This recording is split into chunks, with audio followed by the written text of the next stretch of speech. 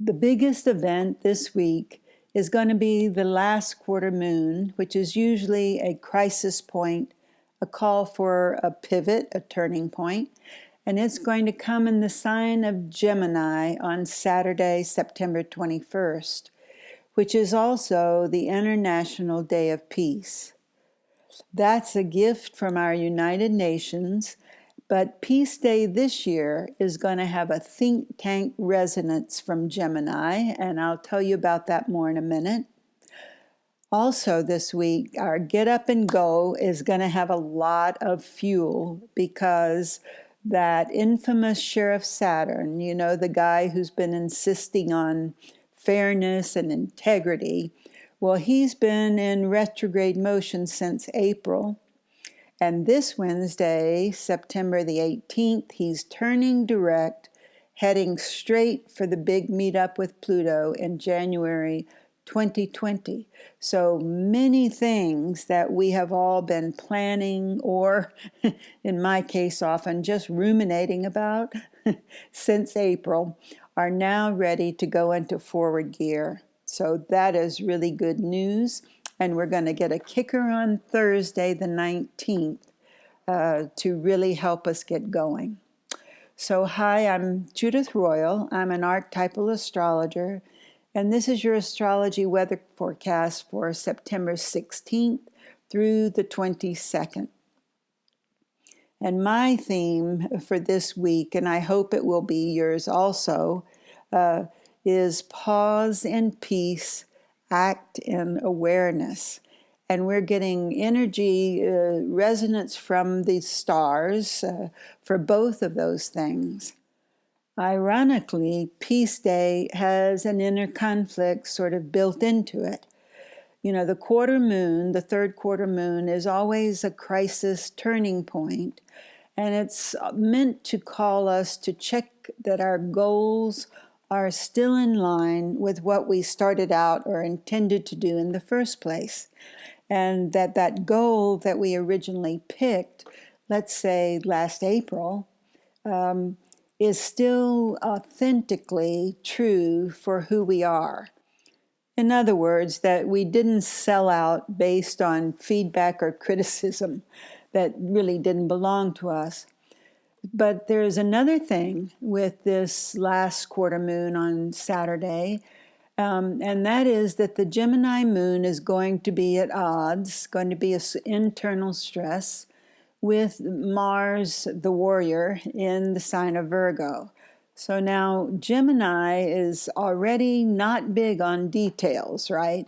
Gemini is big on curiosity and has a multitasking energy to it. But Mars in Virgo, you know, Virgo's that down-to-earth sign. That's where our sun still is for this week. So Mars in Virgo is sort of insistent with that powerful warrior that we don't act until and unless we have absolute proof that we're correct. So, of course, that's impossible. And that's where Virgo is often bogged down in action, waiting for the perfect solution. Meanwhile, you know, the Gemini moon, we will all feel this. That's the place of, oh, let's throw the spaghetti against the wall and see what sticks.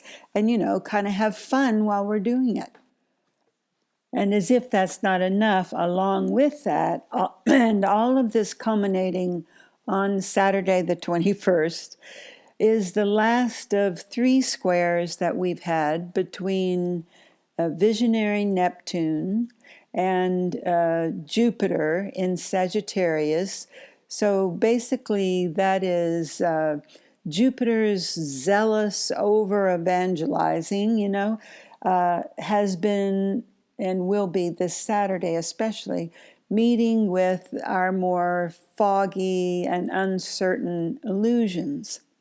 So that's like mixing up a formula for going overboard, or more likely trying to pole vault over an obstacle without having any measure of your distance. Now, knowing that is helpful only if we actually put it into action. So I was thinking what might be a great helpful way we could all do that, using that energy of curiosity, which is most characteristic of a Gemini. I challenged myself, and I challenge you, to list 3 ideas that would bring you greater peace of mind right now in your own personal life, not in the world, because that's an outpicturing of your inner.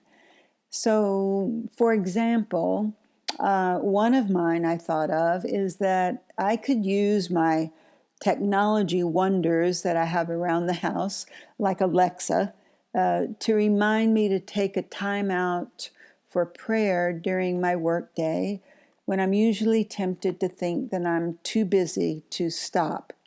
Like, even though I say pause and peace, right? I forget to do it sometimes. So I thought I'll set the alarm for that, just to help me stay on track. Another thing I thought of, and something I would like to share with you, is that there is an app. It's called The Vibe, VIBE. It's sort of green with a butterfly on it. And I have it set so that at 2 p.m. every day, there's a lovely little gong, and it sends me a thought from a lesson in the Course in Miracles. And many days, though, I have sort of overridden it, and I haven't stopped to really think about creating a miracle. I'll read it later, but I think I'll renew my effort to also take advantage of that beautiful intervention with people all over the world, stopping at the same time, thinking that same miraculous thought. A recent one that I think is particularly poignant for this week and for Peace Day has the title, "We Are Either Loving or Fearful." And it goes on to say that as we change the way we respond to other people, from giving fear back to giving love, we stop the game of attack and defense. In other words, the next time you feel yourself being attacked by another person, that's just your perception, of course, but anyway, you stop for a moment and you visualize that other person with outstretched arms saying, "Help me, help me." So that instead of responding to the perceived attack with your own defensive counterattack, which is the way of the world, right? You can find yourself responding to the fearful call for help from a very different place inside yourself, which is, of course, the place of love. That being said, Monday this week, September 16th, is a firecracker. We're going to start the week with the moon still in fiery Aries, sort of left over from the weekend. And then Tuesday and Wednesday, the 17th and 18th, are really artistically sculpted days. They have a few surprises on the side. However, Wednesday, we get the end that I mentioned before of Saturn's retrograde phase. So it's really a great kick in the butt to get started on your goals that we have at the beginning of the week. So as Saturn turns direct Wednesday, we're going to start getting a reminder of what we've been all struggling with. We see it in our headlines, which is the archetypes marching across the world stage, where we have sort of a pile up of issues of accountability, integrity, and especially the right use of power, because that's what the Pluto-Saturn meetup is mostly about. Because we've seen a lot of episodes in our own lives and therefore in the world of the abuse of power. While transformational Pluto is calling us to the end of an old order of life Remember, this is that beginning of the new 500-year cycle that on a metaphysical level, spiritual level, means that we're now incorporating into the new structures of our life an evolution and a growth that means we have to get rid of the old. Because under this influence, we can't just rearrange the deck chairs on the Titanic, right? We have to get a whole new ship. But these powerful encouragements for us to change things, really to evolve in a alchemical way in ourselves and in our world, means that Saturn's restricting it, and many of us might find that we have suppressed some feelings, some anger, some suppressed rage. In other words, we can expect to see the force of that erupt. So you can use Thursday's tremendous boost in energy, which is Mars and Pluto cooperating, very rare, and the last cooperation they have for 2019. So take advantage of that energy Thursday to transform, to get rid of the old, and perhaps you feel you have been forced into it because something has been restricted or there's less of it, like oil and natural resources, for example.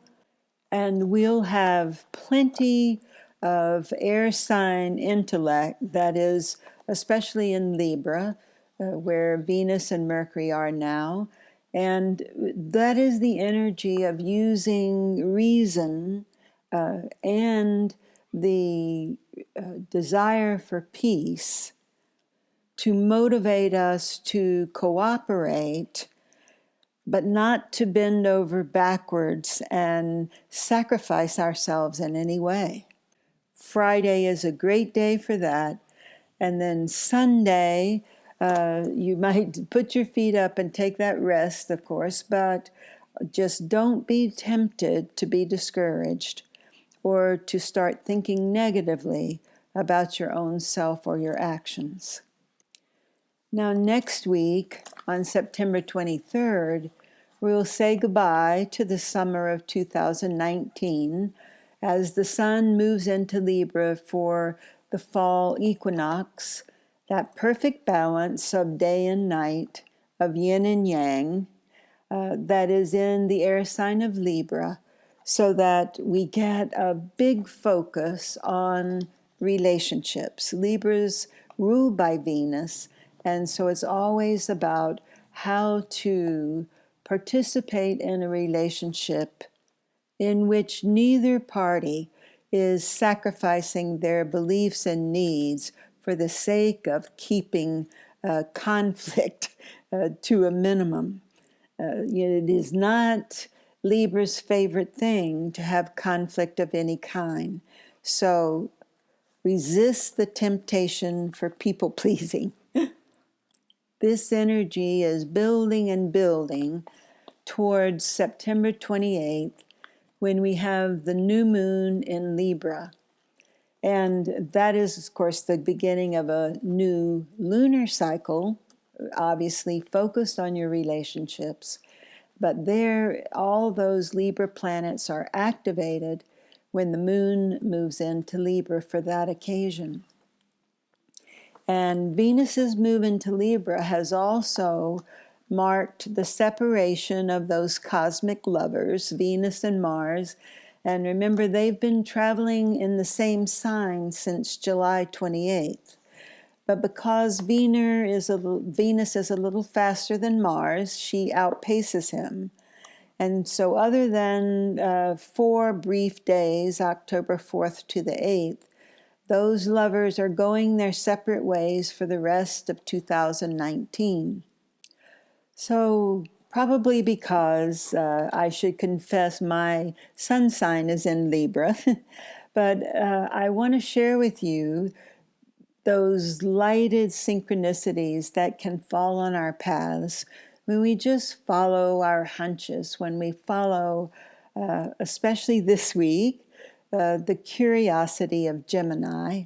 So I was writing about what I'm going to tell you, and I started, of course, Googling things, and I found that for Peace Day, somebody had written a bunch of playlists, songs that you could use to bring peace or to think of peace. And so one of these led me to Venus, the Bringer of Peace, which is from a composer named Gustav Holst. And he composed this a long time ago. In fact, it was between 1914 and 1916. But anyway, there are 7 different movements in the suite opus that he wrote. And I was delighted to read that he had named them in terms that, for the most part, I also use. And that is first, Mars, the bringer of war. Second, Venus, the bringer of peace. Then Mercury, the winged messenger. Jupiter, the bringer of jollity, jovialness. Saturn, the bringer of old age. Uranus, the magician. Neptune, the mystic. So of course I had to research his birth date and look at his chart, and lo and behold, he was born on Peace Day. He was born on September 21st, 1874. So he has his sun in the sign of Virgo.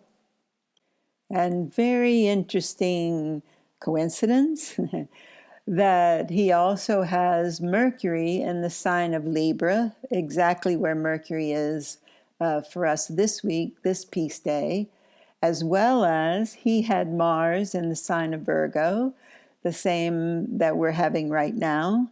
And for him, he also had Pluto at 22 degrees and a moon at 25 degrees Capricorn.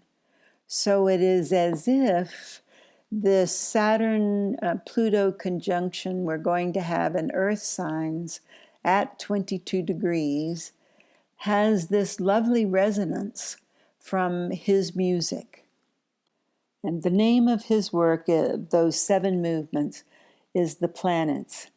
So often I've said, when people say to me, oh, I don't believe in astrology, I say, it really doesn't matter, because it's woven through the stars, our mystical desire, really, to look to the heavens for answers. All of these sort of otherworldly type experiences are in our day-to-day lives constantly. So there is heaven on earth if we choose to perceive it that way. So I'd like to end by asking you to join me in believing that even the darkest stories the ego has tried to sell us this week, they are darkness wrought by the ego, that really those predictions have no power whatsoever to stop the light of the love that you bring into this world. That's the real power, right? So thanks for listening, and I'll see you next week for the equinox and some balance, I hope. Bye for now.